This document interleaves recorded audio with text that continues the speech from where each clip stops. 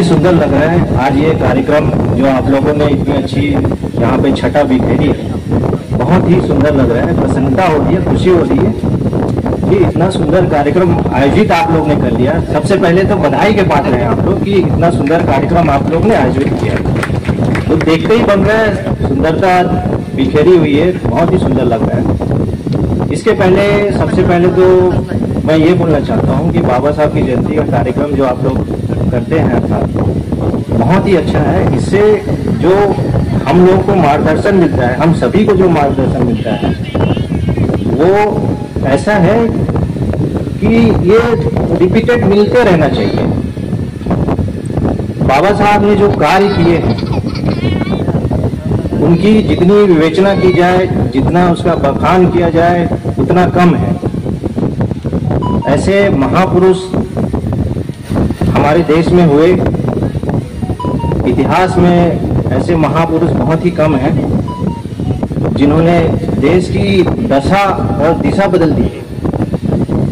तो ऐसे हमारे महापुरुष बाबा साहब रहे। बाबा साहब का जन्म 1891 14 अप्रैल 1891 में मध्य प्रदेश के महू में हुआ था।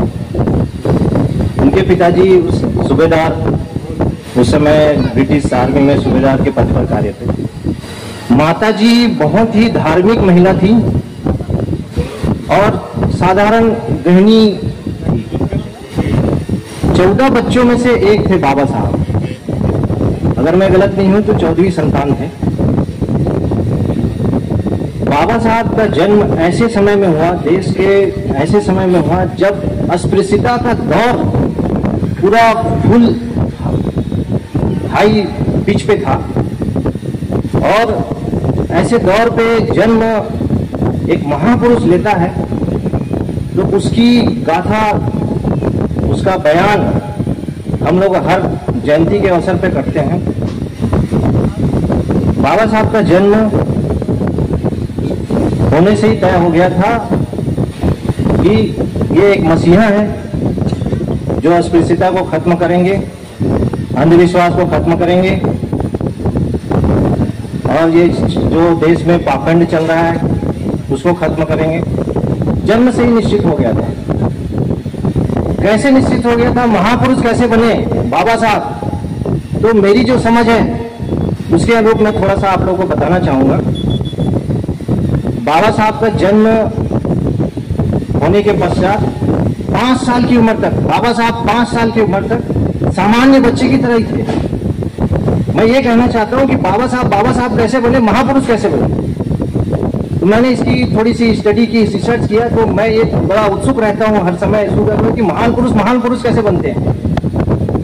तो मैंने थोड़ी सी इसकी रिसर्च की, देखा, जाना, समझा, तो ये पाया कि 5 साल की उम्र तक तो वैसे साधारण बच्चे ही थे, जैसे गली कूचे में बच्चे खेलते रहते हैं वैसे ही थे बाबा साहब। तो उनकी माताजी को बहुत कंप्लेन आता था, बहुत शिकायत आती कि आज हमारे बच्चे को इन्होंने मारा, बाबा साहब ने हमारे बच्चे को मारा, बाबा साहब ने उनको गालियां दी, बाबा साहब को ऐसा किया वैसा किया। इस प्रकार की कंप्लेन बहुत आती थी उनके माताजी को। तो आसपास की महिलाएं थोड़े थोड़े समय में, थोड़े थोड़े दिनों में ऐसे कंप्लेन करते रहते थे। तो ऐसे 5 साल, 6 साल, 7 साल बाबा साहब के गुजर गए। गली कुचों में खेलते थे, खो खो, कबड्डी, जो उस टाइम में जो अपना जो गांव में खेल खेला जाता है वैसे खेलते थे और झगड़ा वगड़ा करते थे, सब इनका था। लेकिन परिवर्तन कब आया?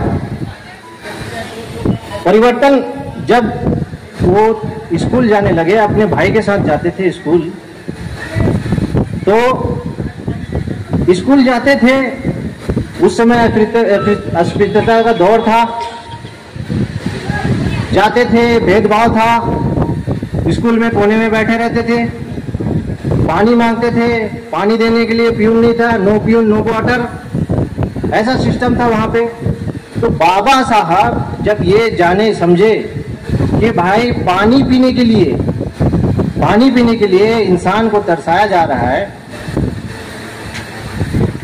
कुएं से पानी नहीं दिया जा रहा है। स्कूल में पानी प्यासा है, छोटा सा बच्चा 9-10 साल का बच्चा प्यासा है तो उसको पानी नहीं दिया जा रहा है, ये बड़ी विडंबना है। तो बाबा साहब 9-10 साल की उम्र में उनके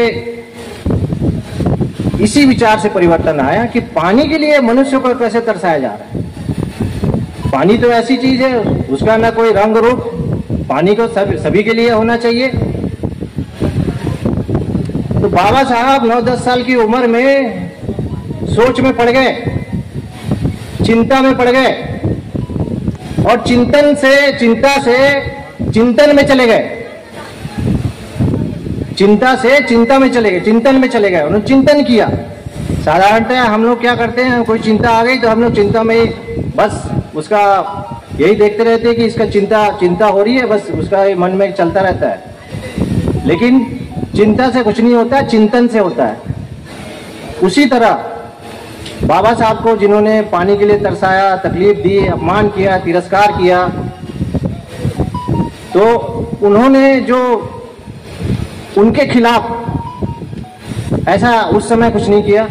उन्होंने ये सोचा कि बदला लेने की जगह बदलाव अच्छा होगा, बदला लेने की जगह बदलाव, ऐसी भावना महापुरुष में उस समय जो 9-10 साल की उम्र में एक साधारण बच्चे में नहीं आता है, ऐसे महापुरुष थे। और वहां से फिर उन्होंने प्रण किया, वहां से फिर उन्होंने एक प्रण लिया और लक्ष्य साधा कि अब से मैं इस अस्पृश्यता को खत्म करके रहूंगा। रुकना अब नहीं, झुकना अब नहीं, इतिहास कर नया, शहर सा निकल सारे रुख बदल, दिखला जोश नया। साथ चलो, साथ है बुद्ध की राहें, डट के चलो, मंजिलें खोले बाहें। साथ चलो, साथ है बुद्ध की राहें, डट के चलो, मंजिलें खोले बाहें।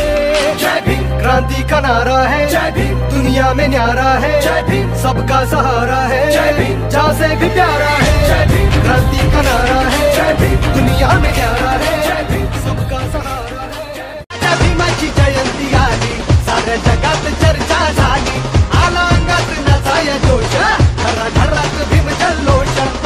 रुबाब खासने झेंड्याचा बॉस भर चौकात आमचीच हवा, रुबाब खासने झेंड्याचा बॉस भर चौकात आमचीच हवा।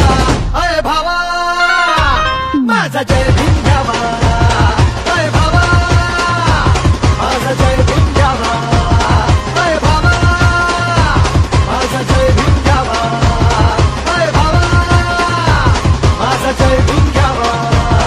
आज आपण विचाराती दिन दुबळ्याच्या साथी, आज आपण विचाराती दिन दुबळ्याच्या साथी, मी स्वप्नात पाहिलाय बाई भीम माझा ग, भीम माझा ग, दिल्लीत भाषण केली, भीम माझा ग, दिल्लीत भाषण केली, भीम माझा ग, दिल्लीत भाषण केली, भीम माझा ग, दिल्लीत भाषण केली। Subscribe now and press the bell icon. Never miss an update.